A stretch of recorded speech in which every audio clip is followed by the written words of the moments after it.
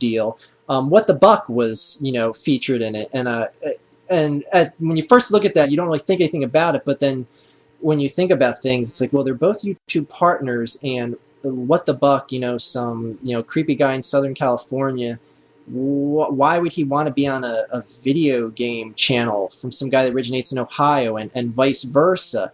It's almost as if YouTube's like, hey, you know what, we got these two horses that we really want to push, let's, you know, give them a cameo there.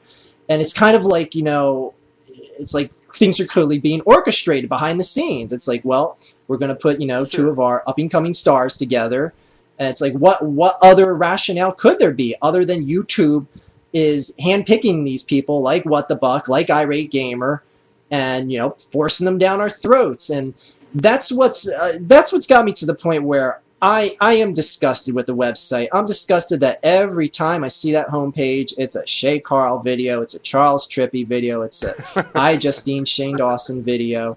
I mean, it's to the point where it's like, yeah, I get it now. You can't compete unless you whore yourself out. And a side note to that, there was one time that I got a video featured on the front page of YouTube. I covered the story of Oprah and that lady Charla Nash who got her face ripped off. And I wasn't intending on using this as like a fake thumbnail or anything like that, but I used a still shot of her face, and I used it as the thumbnail. Now, I never change a thumbnail. It's always a still shot of me, other than like my series of douchebag videos. I have like a little, like, you know, logo, but it's not designed to get people to watch it. It's just to, like, you know, coordinate them. But I never do that. And the one time that I did do it, and I used that picture of Charla Nash, YouTube gives me a front page feature, and I'm like, holy shit.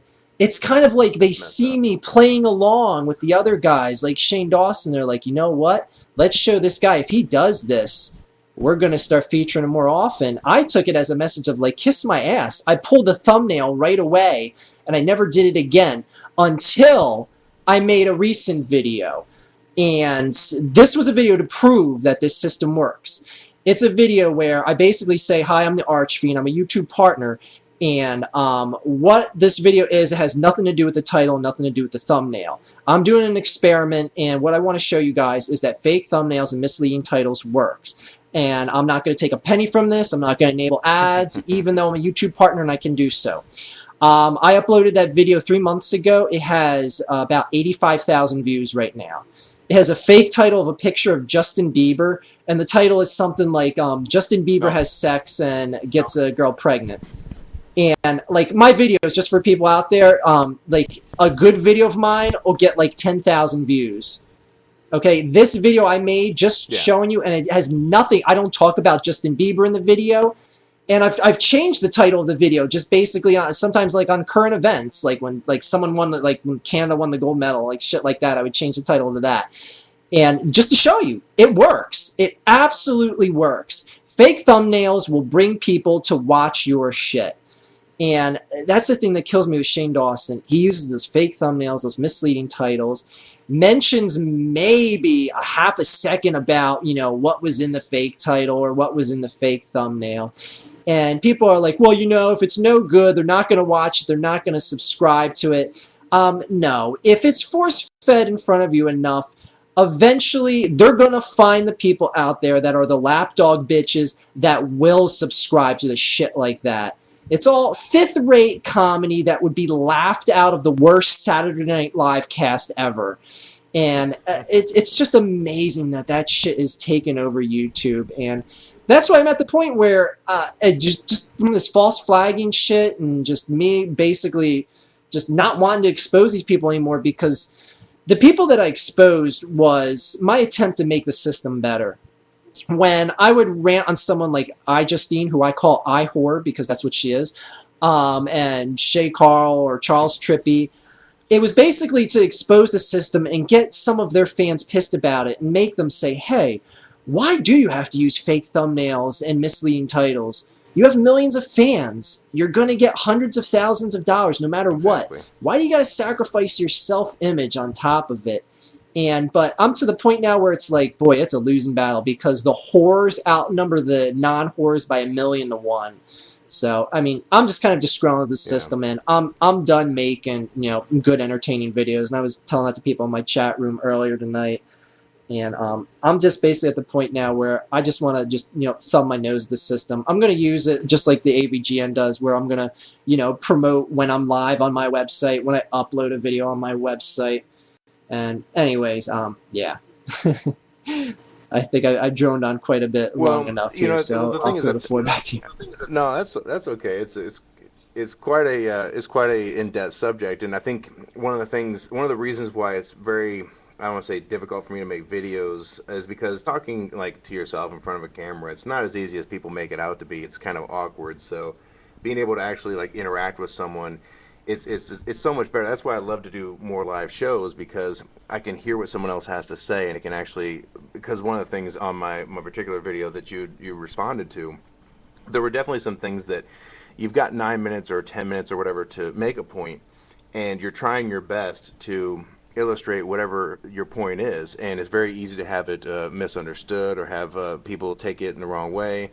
And everyone says like you don't like people because they're popular, or they'll say something like if you don't like it, make your own site. And to be honest with you, that's one of the dumbest comments I've ever heard ever in a video, is make your own site, because that's like saying if you don't like New York City, make your own New York City, or if you don't like the United States, make your own United States. It is that dumb.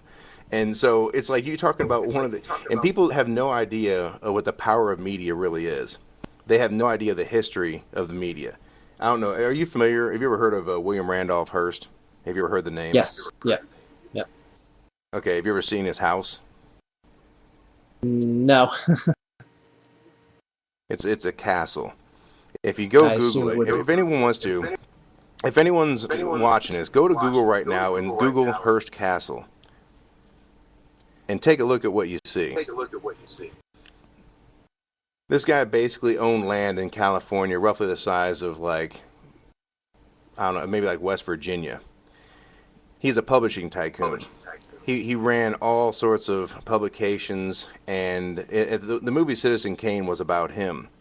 And he was asked one time, because he basically controlled a lot of print media, a lot of newspaper type media. And they asked him one time why he didn't go into like movies or things like that. And you know what his response was? You can crush a man in the media. Yeah. And that's exactly what you can do. Now, think about this. YouTube, when it started out, you could reach the whole world. When it started out, there was just YouTube, just like the internet. Now, it's broken down into all sorts of little subcategories. The UK, see people in China, Australia. There's like all sorts of different regions now. So when you're uploading your videos, you're like, for example, if you were in 2007 and you were on the popular page, all the people that were using YouTube proper, they would all see your video on featured or on the most viewed. Now you got only a fraction of that. So what they've done is they've kind of broken it down into segments. And one of the interesting things, if you can, I don't know if you went to that link yet. Let me post this link for you. Let me post this in the comments section here. Kind of awkward because on Blog TV you actually have to paste it. Okay, on this link right here, if you can go to it, you'll see where on the, because everyone has this whole thing about subscriber numbers, and the subscriber numbers are a complete joke. If you look on the one that says 9%, if you scroll down about halfway down the page, you'll see an image that has 9%. And if you look on this image, I basically went to each one of the, probably, I don't know if they're in the top 5 or whatever, but I took like Niga Higa, took Fred, Smosh, your buddy Shane Dawson, and Phil. And what I did was I basically went and said, okay, how many people are actually watching that are subscribed to them? And if you notice, you're looking at 21%, 28%, 17%, 9% for Fred, 23%. So basically, if you look at all these views that are being pumped into these top 5, 10, 25 channels, the Annoying Orange or iJustine or whatever these channels are, if you look at how many people are subscribed to them versus how many people that are actually watching their videos, they're a fraction of that.